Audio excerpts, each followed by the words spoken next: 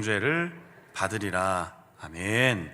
이제 목사님 나오셔서 우리가 이 세상에 사는 이유라는 제목으로 말씀 전해 주실 때 여러분 안에 큰 은혜가 도전이 있기를 바라고요. 본래 목사님이 아마 일반적인 이렇게 예배 나오실 때는 아마 훈련병들이 막 우와 할 텐데 그렇게까지는 못 하시더라도 목사님의 그 귀한 사역에 좀 저희가 좀 힘이 되어드리는 마음으로 목사님 나오실 때 박수로 한번 환영하도록 하겠습니다. 목사님 나오시겠습니다. 아유, 몸둘 바를 모르겠네요. 거기까지 하시죠. 육군훈련소 연무대교회 이석고 목사입니다. 제가 보통 외부 나가서 설교할 때는 정복을 입고 항상 설교를 하는데, 그래서 이게 딱 옷만 입으면 딱 그 반쯤 먹고 들어가는데, 우리 군인교회 오면은 할 수가 없습니다. 그래서 그냥 일반 정장 입고 왔습니다. 오늘 우리 육군훈련소 교회에 대한 소개를 좀 먼저 해드리고 난 다음에 말씀을 같이 나누려고 합니다. 육군훈련소가 어떤 사역을 하는지 다 아시겠지만, 모르는 분 있으면은 여기서는 간첩이시겠지만은 그래도 한번 보시고 또 한번 생각해 보는 시간 됐으면 좋겠습니다. 영상 한번 같이 보시죠.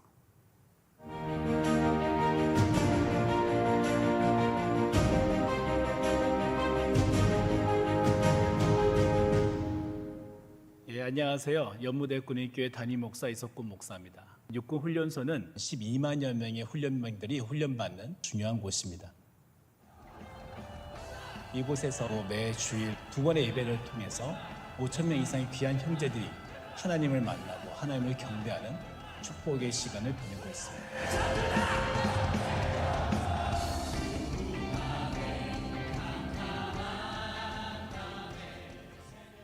군대라는 곳이 생각보다 불안하고 낯선 곳인데, 여기서 이제 교회에 오게 되면서 간절해지고 더 의지할 것이 생기면서 마음 편하게 군 생활을 할 수 있었던 것 같습니다. 저는 사회에서는 종교를 한 번도 가져본 적이 없고 군대에 와서 처음 교회에 오게 되었는데, 힘든 군 생활을 이 좋은 기운을 받아 끝까지 이끌어 나갈 수 있었으면 좋겠습니다.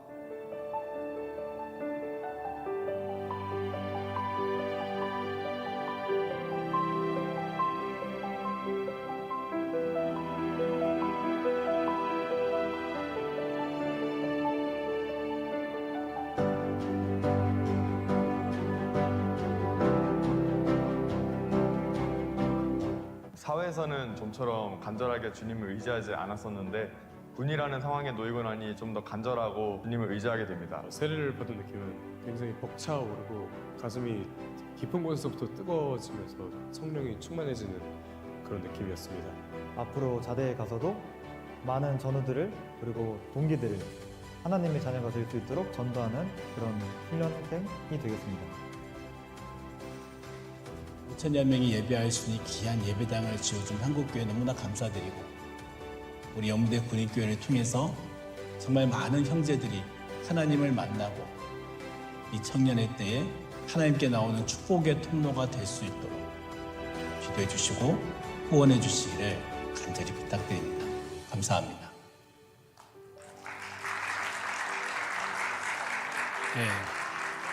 끝에 계좌번호까지 있습니다. 한번 적으십시오.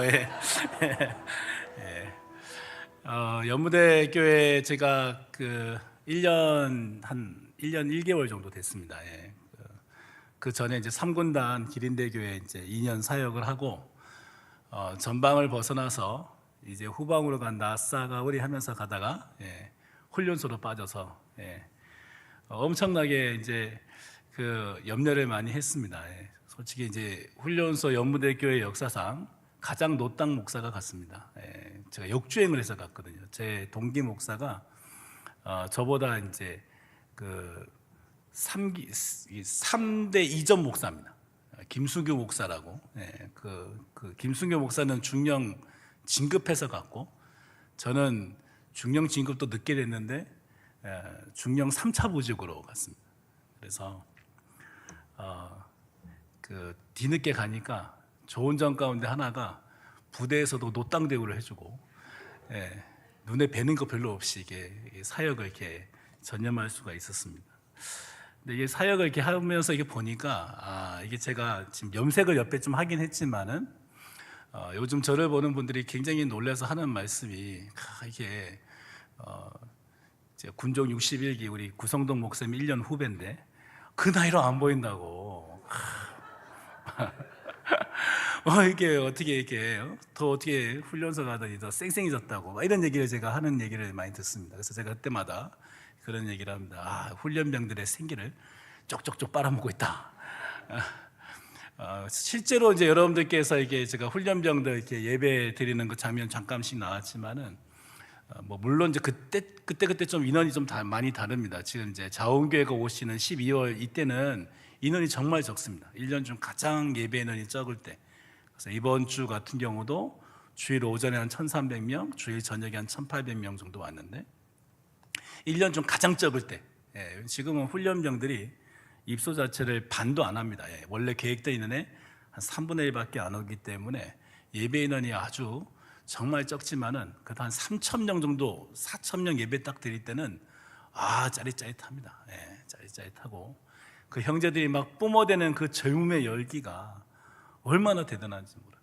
지금 여기 제가 딱 예배를 딱 드리니까 여기 막 에너지가 막 빠져나가고 있습니다. 막.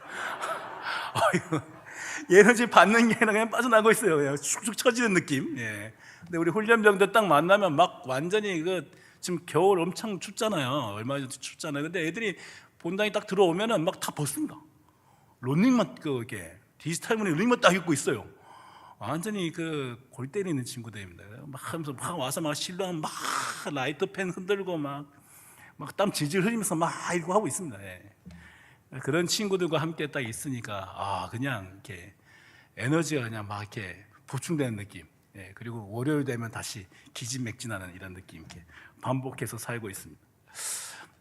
이게 훈련소 사역을 제가 이제 간단히 보여드렸는데, 저도 훈련소 목사가 하기 전에는 뭐 사단 신교대도 여러 군데 제가 했지만은 정말 이게 이 훈련소 훈련병들 사역의 중요성에 대해서 그렇게 잘 몰랐습니다. 근데 정말 이 훈련소 연무대 교회를 가보고 난 다음에 제가 어떤 이 교회에 대한 목회적인 마인드에 대한 정말 중요한 부분이 크게 어떻게 하면 이렇게 전환된 부분이 있습니다. 그 부분이 어떤 부분이냐면 바로 선교적 교회에 대한 마인드입니다. 여러분들이 이제 그 호수가 있어요. 아름다운 호수 사진 한번 보여드리면은 이렇게 호수가 예쁜 또 넘겨요 빨리 다 이렇게 호수가 예쁜 또 호수가 있으니까 사람들이 관광객들이 막 몰려와서 여기서 물놀이를 하기 시작했습니다. 그러다 보니까 사람들이 점점 많아지고 하다 보니까 관광객이 늘어나니까 무슨 일이 일어나겠습니까? 물놀이 사고가 나겠죠. 그래서 물놀이 사고가 나기 시작하니까 이 물놀이 사고를 막기 위해서 여러 수상 안전 요원들이 서서히 생겨나기 시작했습니다. 점점 수상 요원들이 생겨나서 그 구조대가 생기고 그 구조대를 위한 건물이 생겨나기 시작했어요. 구조대원들이 더 많아졌습니다. 그리고 구조대원을 점점 시간이 지나니까 이제 은퇴하는 사람들도 생겨나기 시작했습니다. 이 관광지는 점점 더 커졌습니다. 근데 나중에 봤는데 여기 구조대 건물만 남아 있고 구조대 사람들이 거기에 회원을 가입해서 그 구조대 안에서 멤버십을 유지하면서 같이 어울리고 노는 건 좋아하는데 안타깝게도 실제 사고가 났을 때 달려가는 구조대원들은 점점 줄어드는 그런 시설이 되고 말았었습니다. 이런 구조대 시설이 있다면 이 시설은 바른 시설이 아니죠. 원래 목적대로 사람을 구하기 위해서 시설을 만들었는데 거기 멤버가 된 분들이 그 시설 안에서 같이 어울리고 놀고 먹고 마시고 하는 거에 집중하고 사람이 진짜 죽어가는데도 달려가지 않고 있다면은 그 구조대 시설은 없는 이만 못한 거죠. 성탄절이 다가오고 있는데 성탄절 되면 우리가 항상 생각하는 게 뭡니까? 성탄절하면 가장 먼저 떠오르는 사람 누굽니까? 솔직하게 얘기하세요. 외식하지 마시고. 성탄절하면 가장 먼저 떠오르는 사람이 누굽니까? 산타 할아버지 아닙니까? 그죠? 그리고 루돌프 사슴코. 다 이 어떻게 보면은 성탄절하면 PPT 좀 넘겨주세요. 이제 말을 해야 되는구나. 우리가 생각할 때 성탄절 하면은 예수님이 주인공인데, 그렇지 않습니까? 예수님이 태어나신 것을 기억하고 기념하는 날이 성탄절인데, 성탄절 그 예수님이 있는 자리에 지금 산타클로스가 가 있고요. 코가 빨간 누도프 쌌은 코가 돌아다니고 있어요. 아이들은 성탄절에 무엇을 원하고 있습니까? 선물을 원하고 있습니다. 이 땅에 우리에게 구원을 주시기 위해서 오신 예수 그리스도의 선물을 기다리는 게 아니라 짭짤한 선물을 원하고 있습니다. 세상에 안 믿는 사람들이 성탄절 더 좋아합니다. 그죠? 여자친구랑 놀러 가려고 세상에서 여러 가지 향락을 즐기기 위해서 사람들이 더 많이 놀고 있습니다. 뭔가 주객이 전도된 거죠. 세상을 기다리는 기독교, PPT 한번 넘겨보시면은 그 책의 스카 솔즈라는 목사님이 세상이 기다리는 기독교라는 책에서 이런 이야기를 합니다. 세상에 선한 영향력을 주고 세상을 변화시키는 교회는 본래 기독교다. 본래 기독교. 원래 기독교. 그 원래 기독교가 뭐냐? 초대교회라는 거죠. 초대교회가 갖고 있었던 모델, 성경 말씀 중심, 그리고 예수님을 붙들고 예수님을 바라보는 바로 그 초대교회의 모습을 회복해야만 이 세상을 바꾸는 영향력 있는 교회가 된다. 이렇게 이야기를 하고 있습니다. 초대교회가 가졌던 대표적인 특징이 뭐냐면 구제하고요, 그리고 기도하고요, 그리고 선교하는 공동체였습니다. 지금 우리가 기독교인이라고 부르고 우리가 그리스도인, 크리스찬이라고 부르는 그 단어가 처음 쓰이게 된 지역이 어디입니까?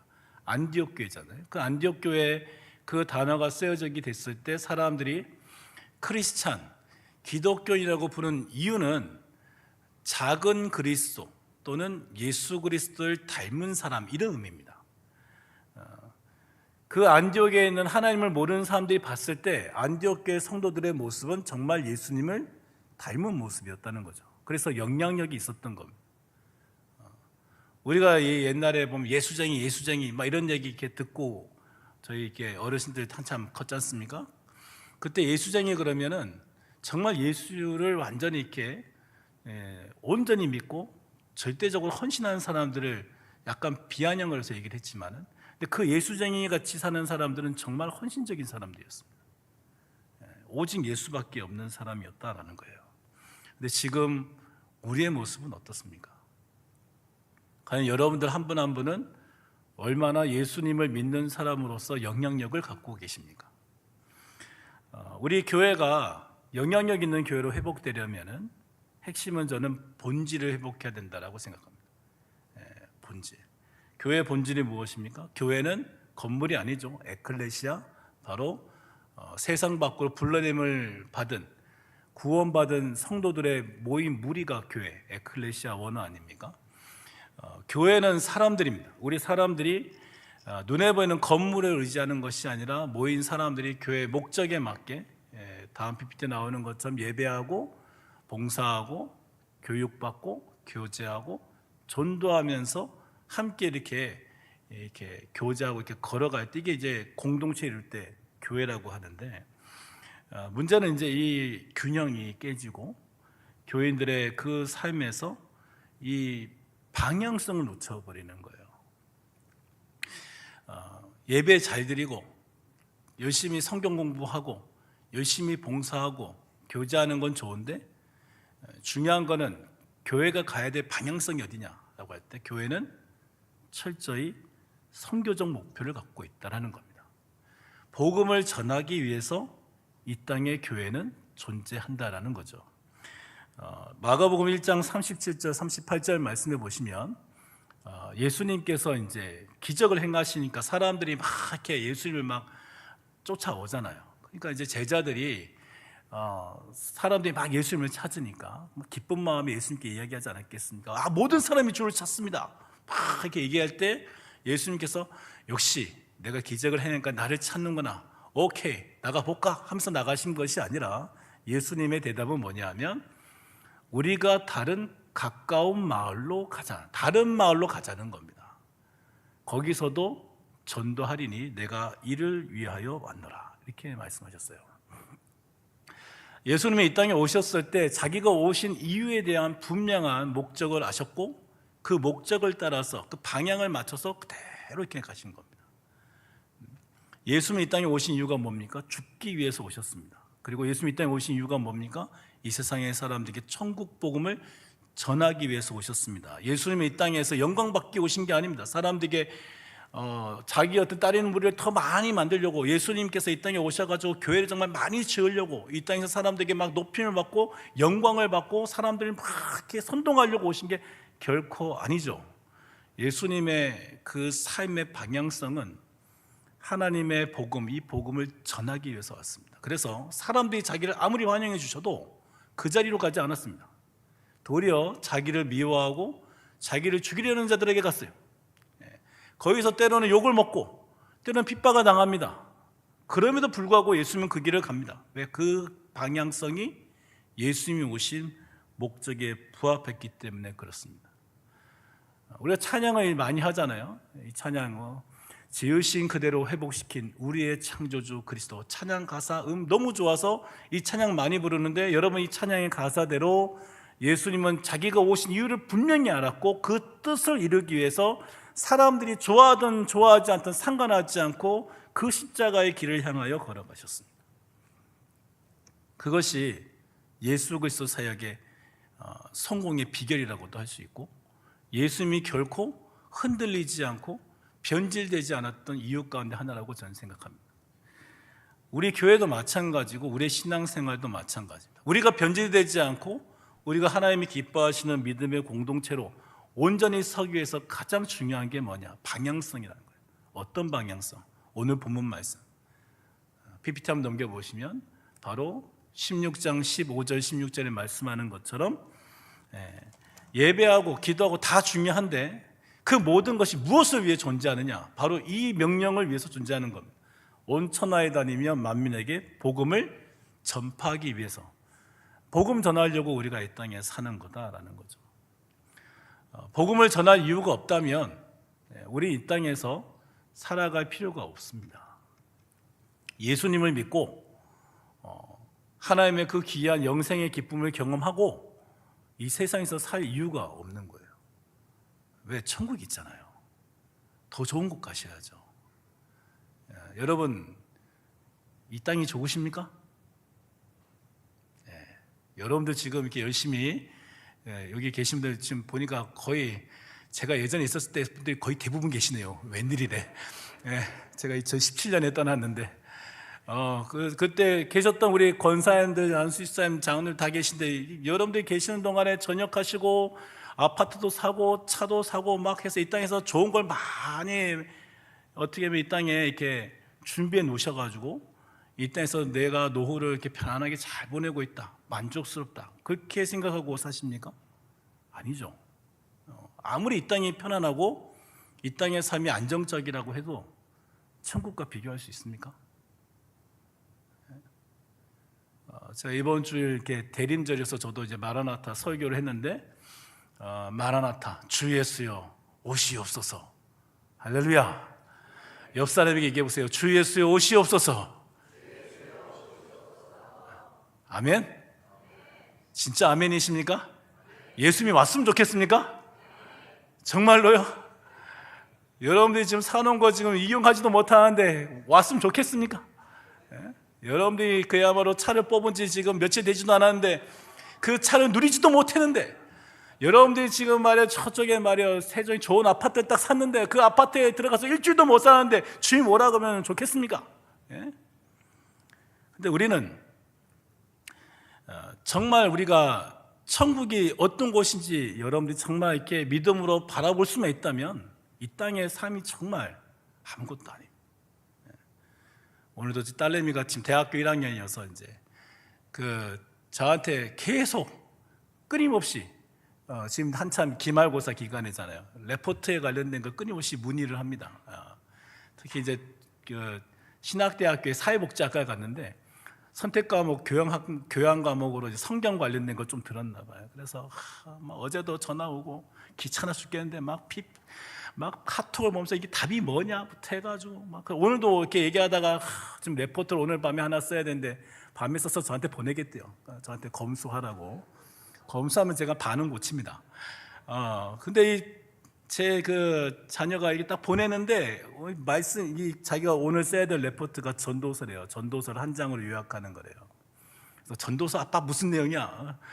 전도서 임마 메시지요. 그 솔로몬이 한 거 아니야. 다 얘기하는데 헛되다. 막 메시지 하면서 걔도 막 얘기를 막 하다가 어때 전도서 핵심 주제가 뭐야? 야 12장 전도서 12장이잖아.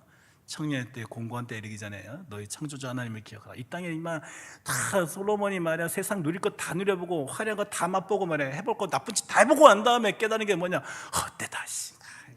새 것도 뭐. 에이씨 젊었을 때 하나님이나 잘 믿어야지. 세상 다 쓸모없어. 바로 이거야. 내가 무슨 얘기하니까 또 열심히 막 워드 침다 막 이래가지고 랩부터 쓰겠다고 얘기 딱 듣고 정말 그렇단 말이죠. 이 세상 삶이 여러분들이 정말 대단한 것 같지만 이 세상 삶은 굉장히 죽음 앞에 다 두고 가야 되는 것이고 허무한 거 아닙니까? 영원한 천국 바라보면 아무것도 아닙니다. 그런데 우리가 왜 이 세상에 삽니까?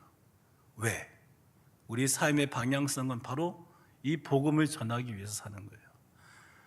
내 옆에 하나님을 모르는 사람이 있다면 그 사람을 전도하기 위해서 내가 그 옆에 붙어 있는 겁니다. 우리 가족 가운데 하나님을 모르는 사람이 있습니다. 그러면 우리가 사는 이 가정에 내가 같이 사는 이유는 그 사람을 복음을 전하고 하나님의 품으로 이끌기 위해서 내가 사는 거예요. 가장 중요한 삶의 방향성입니다. 예수님이 오셨을 때 예수님을 박해하고 핍박했던 사람 누굽니까? 하나님 모르는 사람 아니었습니다. 그 당시 종교 지도자들 다 넘겨보시면 바리새인, 서기관들, 사두개인들 그 사람들이 얼마나 대단히 열심히 하나님을 잘 믿었는지 아시지 않습니까? 이 사람들이 말이에요 바리새인들 예수님 당시에 6,000명 정도 있었는데 그 사람들 일주일에 2번씩 금식했습니다. 온전한 11조였어요.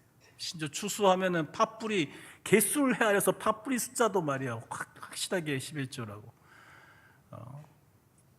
안식일 성수를 위해 가지고 걷지도 않고 말이에요. 완전히 그 말씀 구약에 나온 이 말씀을 지키기 위해서 얼마나 아둥바둥거리고 살았냐 이 말이에요. 그 당시 바리새인들 특히 서기관들 같은 경우는 구약 성경을 달달달 다 외웠습니다. 여러분들 성경 암송 시키면 막 굉장히 죽어 나가지 않습니까? 그죠?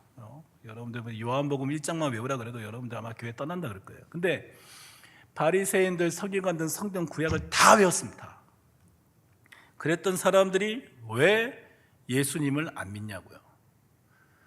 그렇게 모든 삶을 다해서 하나님 앞에서 그렇게 열심히 살고 나는 의로운 사람이다라고 했던 그들이 왜 하나님을 안 믿습니까? 하나님의 아들이 왔는데 왜 못 알아봅니까? 그들이 하나님을 믿는 이유를 방향성을 놓쳐버려서 그렇습니다. 여러분들 이스라엘 백성들이 망한 이유에 대한 말씀이 나오지 않습니까? 그리고 그들에 대한 그 사명, 본질적인 사명에 대한 메시지가 출애굽기 말씀이 나옵니다. 한번 넘겨보시면 출애굽기 19장 6절 말씀 한번 같이 읽어보세요. 시작. 너희가 내게 대하여 제사장 나라가 되며 거룩한 백성이 되리라. 너는 이 말을 이스라엘 자손에게 전할지니라. 이 말씀의 의미는 제사장 나라가 된다는 말씀의 의미는 이스라엘 백성들만 특별하게 구별해서 이스라엘 백성들만 거룩한 사람이 되고 이스라엘 백성들이 하는 예배만 받는 이스라엘 백성 너희들은 선민, 선택받은 백성에서 너희들만 구원해 줄게라는 의미가 아닙니다. 제사장 나라가 무슨 나라입니까? 하나님과 하나님을 모르는 사람을 연결시키는 나라가 된다는 거예요.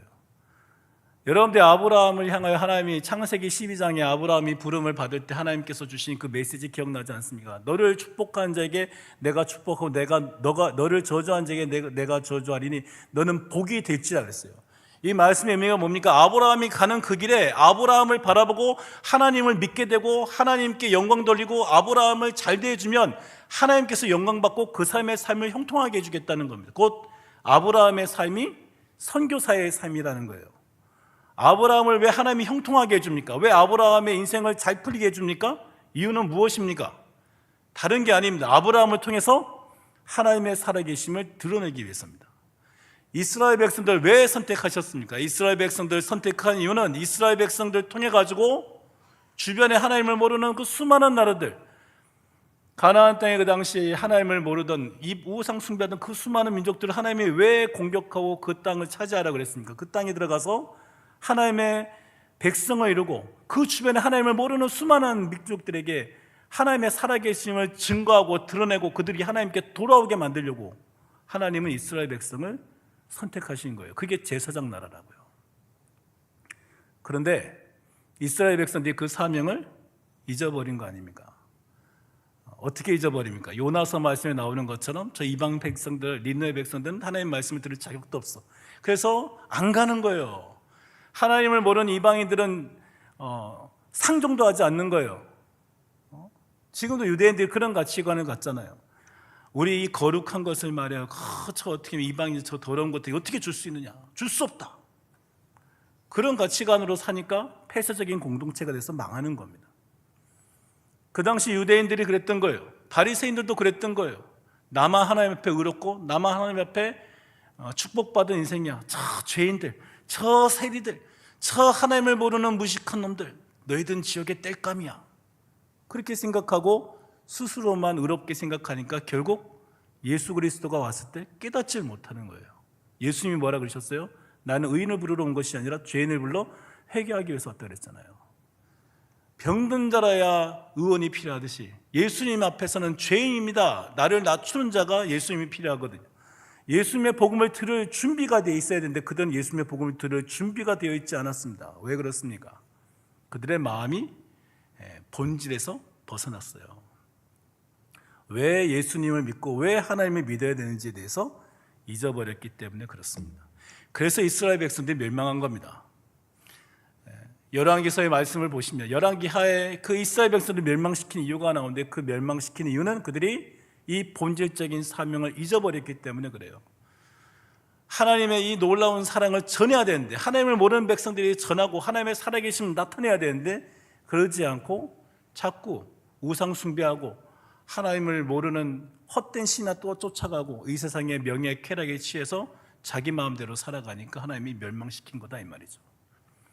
신약 백성이 우리에게도 마찬가지입니다. 베드로서 2장 9절 말씀에 우리에게 주신 삶의 방향성 분명하게 이야기합니다. 뭐라고 얘기합니까? 너희는 택하신 족속, 이스라엘 백성처럼 우리도 선택받은 사람들이에요. 그리고 왕 같은 제사장, 하나님의 소유가 된 백성.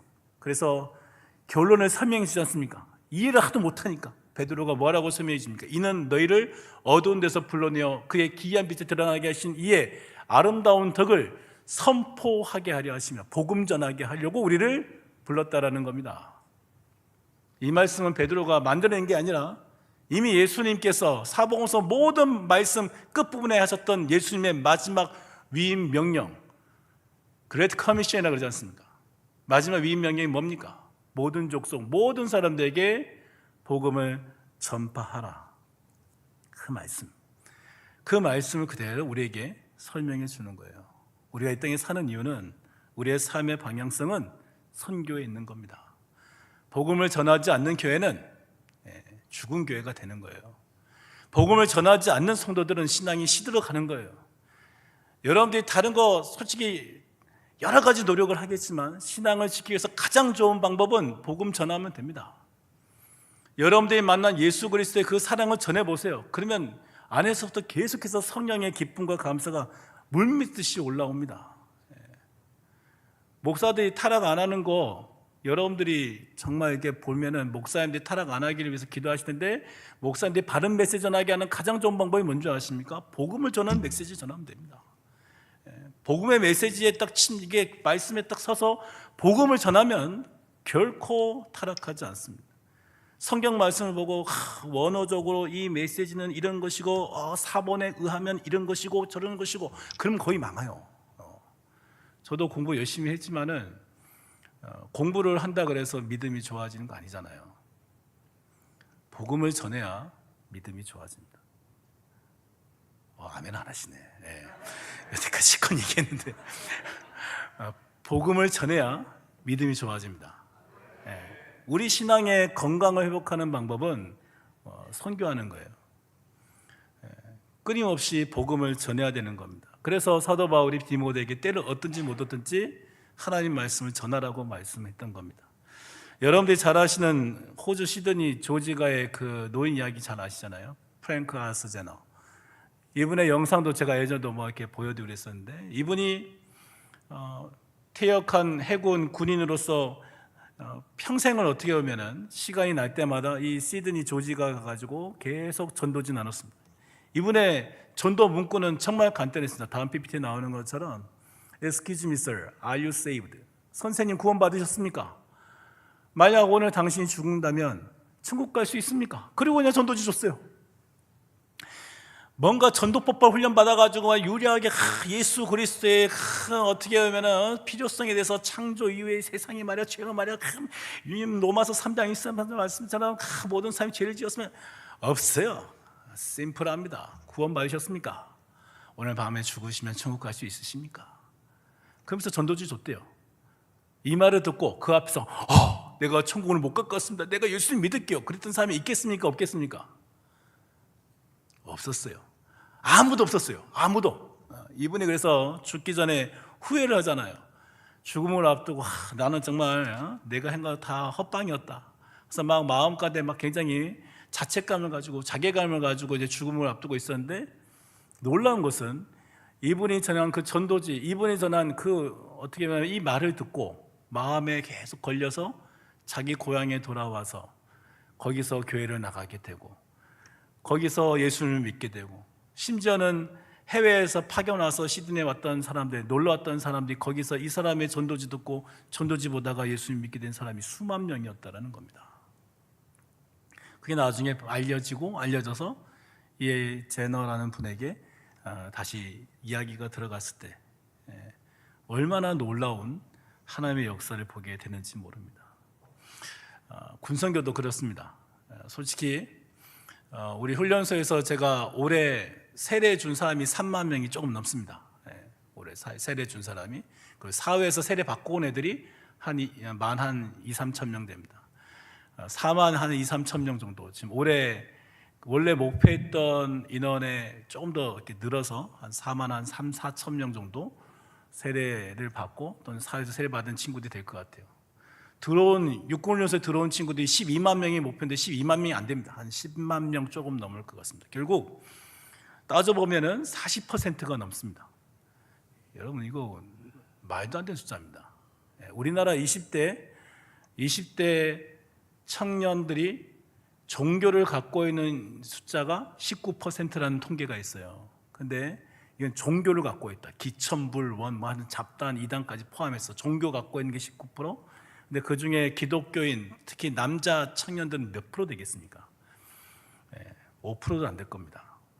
그런데 영무대교회에 와가지고 세례받고 내가 이제 물론 이제 뭐 기독교인으로서 막 공포도 하고 막 제가 막 이렇게 하지만은 그렇게 해가지고 고백한 친구들이 40%가 넘어요. 엄청나죠? 안 엄청납니까? 네, 엄청난 숫자입니다. 근데 이 군성교회 이 엄청난 역사가 일어나고 있는데 물론 그 친구들이 훈련소 왔을 때만 그렇습니다. 딱 끝나고 나면은 안면몰수예요. 왜? 훈련소 때 힘드니까. 집에 편안한 집에서 나만의 집에 있다가 말이야 어떻게 보면 16명이 쓰는 2층 침대 딱 들어오는 순간부터 애들이 막 이렇게 완전히 이렇게 멘붕이 오는 거예요. 그리고 휴대폰 다 뺏기잖아요. 휴대폰 없이 난 못 살아 이렇게 했는데 이 휴대폰 다 뺏겨서 주말에 토요일, 일요일 1시간씩밖에 못 쓰고 그리고 자기가 원하는 대로 PX 잘 가지도 못하고 그리고 명령 통제에 따르는 인생을 딱 살게 되니까 애들이 힘든 거예요. 물론 예전에 군생활 하시던 여러분들이 볼 때는 그게 힘든 거냐? 그 당연한 거 아니야? 생각하지 모르지만 지금 아이들한테 힘든 거예요. 지금 아이들이 얼마나 잘 삽니까? 지금 아이들은 3만 불 시대 사는 애들입니다. 우리 장로님들은 한 1,000불 시대 살고 우리 뭐 10,000불 시대 살고 있던 분들은 이해할 수 없는 3만 불 시대 사는 애들. 3만 불 시대 산다는 거는 모든 것이 선진국의 문화를 누리는 거예요. 지금 우리나라 국민 소득이 일본보다 더 높잖아요. 엄청나게 잘 사는 시대에 사는 애들이에요. 이들이 군대 와가지고 그 2층 침대 가운데 16명이 생활하는 것 자체가 충격이에요. 공동 샤워장을 쓰고 공동 목욕탕을 쓰는 공동 화장실 쓰는 것 자체도 충격이고 그러니까 힘들다는 거예요. 1주차 딱 오면은요 막 지금 막 웁니다 이렇게 애들이 뭐가 힘든지 막 울고 이렇게 영상 이렇게 엄마 아빠의 그 응원 영상 보여주면은 막 뒤에서 이렇게 웃는 애들도 있는데 뒤에서 막 이렇게 막 눈물 흘리는 애들도 많아요. 힘들대요. 그러니까 복음이 들어가는 거예요. 딱 끝나면 그 5주 훈련 받고 6주차에 퇴소해서 수료해서 목요일날 자리에 딱 가면 빠이빠이입니다. 예. 빠이빠이 이제 안 믿어 이제 다시 도루묵이면 도루묵. 예. 여기 저 종군교 여기 통신학교 다 있잖아요. 여기 특기병들 오잖아요. 애들은 뺀질뺀질되지 않습니까? 예. 이제 이들 자대 가면 완전 이제 다시 사회 그런 느낌으로 돌아가요. 그런데 그럼에도 불구하고 그 친구들이 복음을 들을 수 있다는 것 자체가 얼마나 귀한 건지. 이번 주일에도 이제 주일 세례도 했었어요. 제가 주일 저녁마다 위문 예배를 하는데 위문 예배할 때 5주차 애들이 막 외부에서 온다 그러니까 저희 교회만 저녁 예배 하거든요. 원불교, 불교, 뭐 천주교는 안 해요. 오전만 하고 걔들은 다 쉬어요. 근데 교회만 저녁 예배를 또 민간교회 다 연결시켜가지고 오게 하고 간식도 줍니다. 이번 주 막 크리스피 도넛 준다 하니까 애들이 막 돌아다가가지고 5주차 애들이 막 와, 우리 마지막 예배 우리 다 해야 된다고 마지막 예배 때 애들이 다 와요. 그러면 한 80% 90% 가까이 옵니다. 저녁 예배 때 5주차 애들은 오면은 그냥 보낼 수 없잖아요. 끝까지 집어내서 세례 안 받은 애들 끝까지 막 우리 또 사무장님이 또 막 설득하고 막 해가지고 받아냅니다. 이번에 다 60명 정도 왔어요. 그래서 세례를 줬는데 저도 이제 주는데 좀 물어보죠. 저 침례교 목사라서 의심이 많거든요. 신앙 고백 없이 안 주는 목사라서 이게 믿음이 생겼냐 그랬더니 뭐라 그러겠습니까? 생겼답니다. 진짜냐? 진짜랍니다. 안 줄 수가 없어요. 줘야 돼. 손에 보면 목주도 막 차고 있는 애도 있어요. 야, 너 배회 학원 친구 같은데 믿음이 생겼느냐? 생겼대요. 교회 다닐 거냐? 교회 다니겠대요. 받으라. 줍니다. 언제 주겠습니까? 이 친구들. 딱 떠나면 완전 도루묵이야. 아주 돌멩이 같은 애들이에요. 근데 이때만은 야들야들해지는 거죠. 그래서 훈련소 사역이 정말 중요합니다. 군성교가 PPT 넘겨보시면 정말 어떻게 보면 쏟아내는 사역입니다. 우리 군인교회가 다 그렇지 않습니까? 우리가 아무리 막 이렇게 뿌려도 당장 눈에 보이는 게 없어요. 여러분들이 세례식 한번 지원하면 여러분들 자원교회에서 지원하는 세례식에는 이번에 워낙 인원이 적기 때문에 제가 볼 때 1000명도 안 될 것 같아요. 이번 토요일에 이제 3일 뒤에 선봉대 교회에서 오는데 선봉대 교회 올 때는 그래도 한 1000명 되거든요. 인원이 조금 더 있어가지고. 근데 이제 자원교회 올 때는 한 600명, 700명. 그 전체 인원의 50% 넘는 인원이 그 인원입니다. 그래서 저희 나름 열심히 지금 막 진액을 짜내가지고 조사하고 또 조사하고 또 계속해가지고 퍼센티지 잡은 게 한 50% 좀 넘게 이렇게 오는데 그게 막 선물 주고 하면 비용이 엄청나게 들어요. 교회 입장에서는 2천만 원, 3천만 원. 우리가 올해 제일 많이 줄 때 3,800명까지 줬는데 3,800명 주면요 6천만 원 됐어요. 개교에 그런 돈 내는 교회 없습니다 요즘.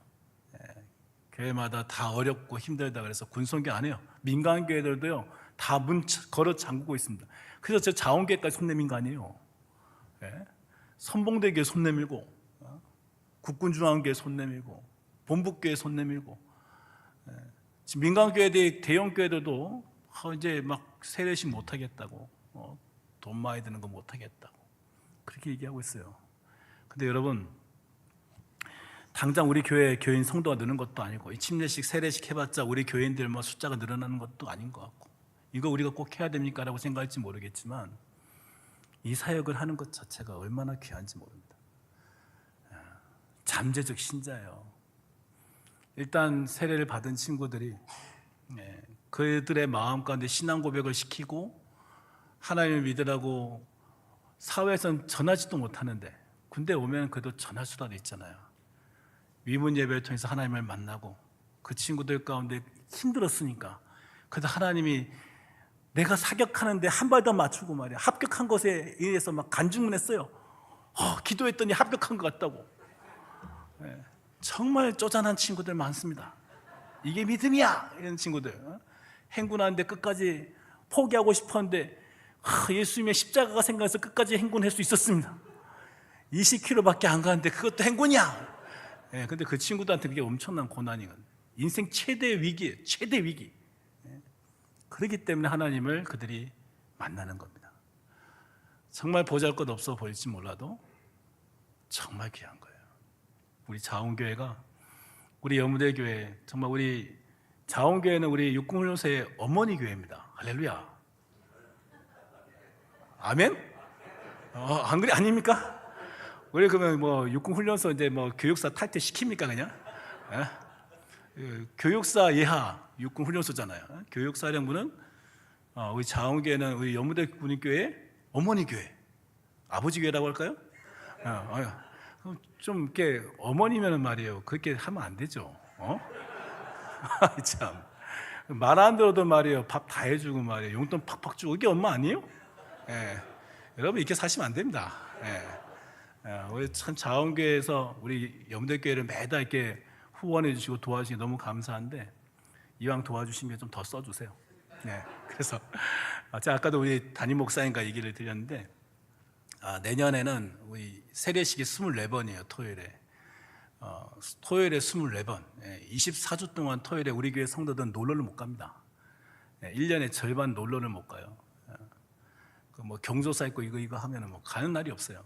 근데 제가 본부교회 유무열 목사님한테 제가 얘기를 했어요. 거의 12번 도와주라. 12번. 그 12교구라 그러더라고요. 그래서 12교구니까 12제자 좋네. 12교구, 한 교구에 하나씩 맡아서 지원 좀 해줘라. 국방대교회 이제 박동현 목사님이 올해도 한 3번 정도 왔는데 자기들이 4번 할 수 있겠대요. 분기에 한 번씩. 그래 4번 해줘라. 우리 자원교회 몇 번 정도 하면 되겠습니까? 어머니 교회. 어머니 교회니까 몇 번 정도? 한 6번 정도. 6번 정도 한번 이렇게 와주세요. 그래서 그 뭐 이렇게 뭐 루디아 뭐 이렇게 다 있었잖아요. 옛날에 저도 2년 있었는데 그때 우리 다 여존대 분들이 한번 이렇게 나누셔가지고 한번 와주세요.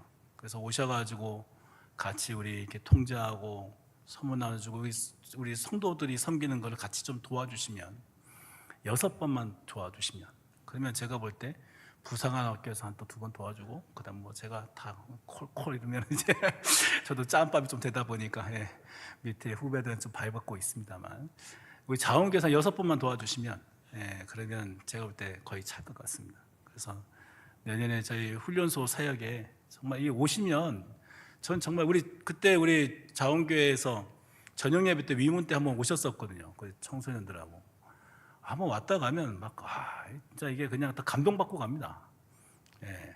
무슨 말씀인지 모르시죠? 와 보세요. 특히 저녁에 우리 믿음도 없는 친구들이 광신도가 돼서 날뛰는 모습을 딱 보면 그냥 은혜입니다. 그 친구들이 막 실로암 떼창을 부르고 하나님을 잘 아직도 못하는 애들이 막 하나님을 막 찬양하는 걸 들으면 이게 뭐지? 막 이런 생각이 들어요. 근데 하나님께서 그들의 마음을 열어가지고 그 하나님을 잘 모르는 그들이 막 그 찬양하는데 막 마음이 열려가지고 이렇게 즐겁대요. 행복하대요. 예배 드리는 게 너무 좋대요. 그걸 여러분들이 한번 와 보시면 빠질 수밖에 없습니다. 정말 신앙에 힘이 생겨요. 내가 이렇게 해서 예수를 믿는 거구나. 본질을 향하여 우리가 바른 방향으로 가야 신앙에 힘이 생기는 거예요. 선교를 향하여 가야 됩니다. 그래 우리의 신앙의 길이 바로 서게 됩니다. 우리 예수님께서 우리에게 십자가의 그 사랑을 전하라 그랬잖아요. 십자가의 전달자가 돼야 돼요. 그걸 위해서 우리는 사는 겁니다. 같이 한번 기도하시죠. 사랑이 많으신 아버지 하나님, 우리를 주님의 귀한 복음을 전하는 주님의 사랑의 전달자로, 십자가 사랑의 전달자로 부르셨습니다. 우리가 그 사랑을 기억하고 그 사랑을 전하는 자가 되어서 예수 그리스도의 그 빛난 복음을 향하여 하나님의 그 영광을 위하여 순종하며 살아갈 수 있도록 인도하여 주옵소서. 우리 자원교회가 더욱더 육군훈련소의 어머니 교회로서 더욱더 육군훈련소의 귀한 장병들을 또 사랑으로 품고 기도하고 섬기는 이 귀한 일에 함께 동력하며 귀한 하나님의 사랑을 마음껏 전할 수 있도록 축복하여 주옵소서. 감사드리며 예수 그리스도 이름으로 기도합니다. 아멘.